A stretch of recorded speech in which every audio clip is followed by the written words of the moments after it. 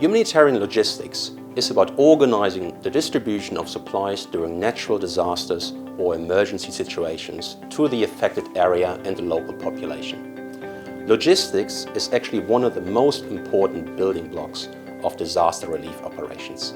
It includes complex decisions with regard to overall resource requirements, sourcing and storage of supplies, transportation and tracking tools, and importantly, also how to coordinate a response across the various specialized agencies and the teams on the ground. This was a very well-structured course with a perfect combination of theory and practical activities. During the class, we discussed about categorization of disasters, from rapid onset to complex disasters, and how the response differs across those categories. Also, disaster recovery plan, like when we do emergency planning and when we move to agile and lean supply chain. And this was not just a theory. We had these guest speakers who shared their amazing experience of what they did from the moment the disaster occurred to the moment when they delivered the humanitarian aid to the beneficiaries. The simulation has evolved from about 15 disaster situations that I've been to where in the warehouses of the airports nearest to the disaster, often you see complete chaos because a lot of people are arriving with goods and with search and rescue teams and with equipment, and the airport is just not coping with the quantity that's coming through.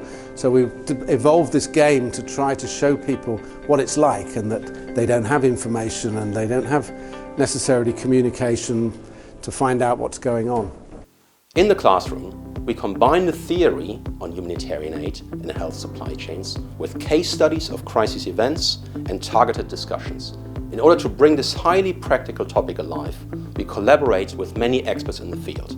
Apart from our Cranfield faculty, this year we had speakers from organizations such as People in Need, Crown Agents, DHL Humanitarian Affairs, and the United Nations World Food Programme. On the final day, we concluded with a disaster response simulation which puts the students in the driver's seat, that is, into the roles of logisticians in humanitarian aid. The whole game was amazing itself. I really liked that the setup was very close to the reality with all the barriers, and we had to find our way through the chaos. You had to come up how to deliver your goods to the beneficiaries or where to source the equipment you needed. So we had to organize ourselves, prioritize tasks, and as a team leader to correctly distribute this task to the group members. And basically nobody will come and give you the guidelines, so you have to take the initiative yourself. My key takeaway is definitely that people must be able to collaborate both internally but also externally. If our teams were collaborating instead of competing, we would be able to help the people in need faster.